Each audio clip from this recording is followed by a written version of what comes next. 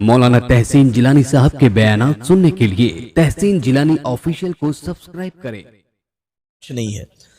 ایک اور سوال ہے، کیا شوہر اپنی بیوی کا جھوٹا کھا سکتا ہے یا نہیں؟ دیکھو، شوہر اپنی بیوی کا جھوٹا کھا سکتا ہے اور بیوی اپنے شوہر کا جھوٹا کھا سکتی ہے، اس میں کوئی منادی نہیں ہے، اس لیے کہ جب شوہر اپنی بیوی کا جھوٹا اور بیوی اپنے شوہر کا جھوٹا کھائے گی تو اس میں محبت اور زیادہ بڑھے گی، سمجھ رہے ہیں؟ اما عائشہ ایک مرتبہ پانی پی رہی تھیں تو حضور صلی اللہ تعالیٰ علیہ وسلم نے فرمایا، عائشہ تھوڑا پانی میرے لیے بھی بچانا۔ تو حضور صلی اللہ علیہ وسلم نے جب اتنا فرمایا تو اما عائشہ نے پانی پی کے اور آدھا حضور کے لیے بچا دیا۔ تو حضور جب پینے جا رہے تو اما عائشہ سے کہنے لگے، عائشہ مجھے یہ بتاؤ کہ تم نے ہونٹ کہاں پر رکھے تھے، تم نے کہاں پر ہونٹ لگا کے پانی پیا تھا؟ میں بھی وہیں سے ہونٹ لگا کے پانی پیوں گا۔ آج بتاؤ کہ اگر شوہر کی محبت اپنی بیوی کے لیے ہوگی تو بتاؤ پھر گھر جنت کا ٹکڑا بنے گا یا نہیں بنے گا؟ تو ایسا رویہ اختیار کریں تاکہ شوہر اور بیوی آپس میں لڑیں جو گھر کو جہنم بنا دیں، تو ایسا نہیں ہے۔ شوہر اپنی بیوی کا جھوٹا کھائے اور بیوی اپنے شوہر کا جھوٹا کھائے، اس میں کوئی منادی نہیں ہے، بالکل جائز ہے۔ دوسرا ایک سوال ہے کہ اگر کوئی کسی دوسرے سے سلام بھجوائے تو اس کا جواب کیا رہے گا؟ مان لیجئے میں نے سلام کیا، میں نے کسی کو سلام کیا کہ بھائی فلاں جگہ تم جا رہے ہو اور ان سے میرا سلام کہنا جا کے، تو آپ نے سلام بھیج دیا۔ اب ہم ان کو بولیں گے کہ انہوں نے فلاں شخص نے سلام بھیجا ہے، تو اب جواب کیسے دیا جائے گا؟ اب سامنے والا جواب کیسے دے گا؟ تو دیکھیے، سب سے بہتر طریقہ یہ ہے کہ جو لایا اس پر بھی سلامتی بھیجے اور جس نے بھیجا اس پر سلامتی بھیجے۔ کیسے؟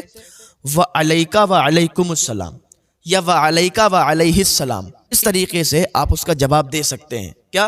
وَعَلَيْكَ وَعَلَيْكُمُ السَّلام یا وَعَلَيْكَ وَعَلَيْهِ السَّلام، یعنی تم پر بھی سلامتی ہو اور اس پر بھی سلامتی ہو جس نے سلام بھیجا ہے۔ ایک اور مسئلہ ہے، جس کھانے پر فاتحہ ہونے والی ہو کیا اس کھانے میں سیب فاتحہ سے پہلے کھا سکتے ہیں؟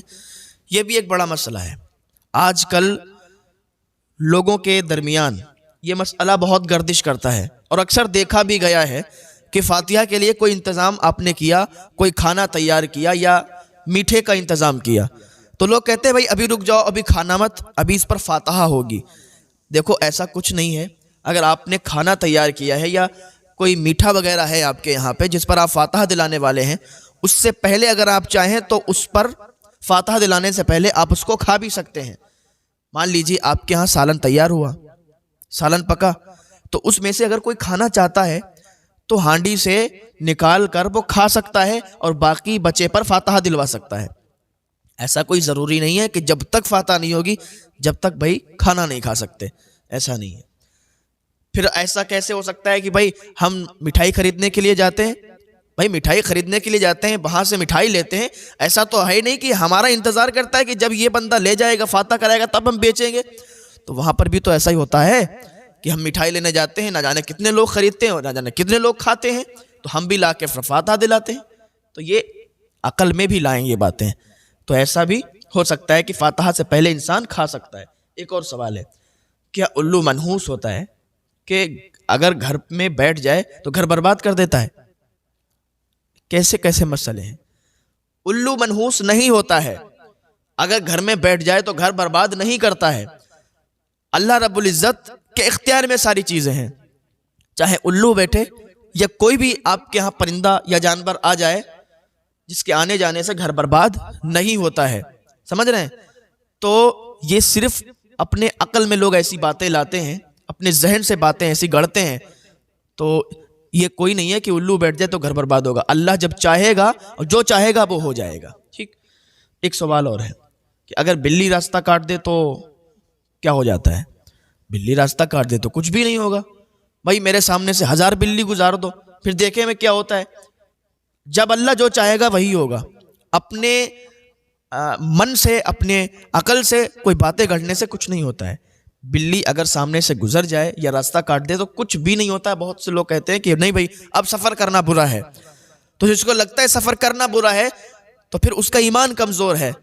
اپنے ایمان میں پختگی پیدا کریں اور ایسی باتوں سے ذرا بچنے کی کوشش کریں، تو ایسا کچھ نہیں ہے۔ ایک اور سوال ہے کہ کیا چھینک آنے سے کچھ کام بگڑ جاتا ہے؟ لا حول ولا قوت. چھینک آنے سے بتاتے کام بگڑ جاتا ہے؟ ایسا تو کچھ بھی نہیں ہے. حالانکہ میں نے تو یہ سنا ہے کہ چھینک آتی ہے تب کام اچھا ہوتا ہے. تو جو لوگ یہ سوچتے ہیں کہ چھینک آنے کو جو لوگ برا سمجھتے ہیں، برا سوچتے ہیں، تو وہ غلط ہیں. آج ہی اپنی عادت کو سدھاریں، کیونکہ چھینک آنے سے کوئی کام میں بگڑاؤ نہیں آتا ہے.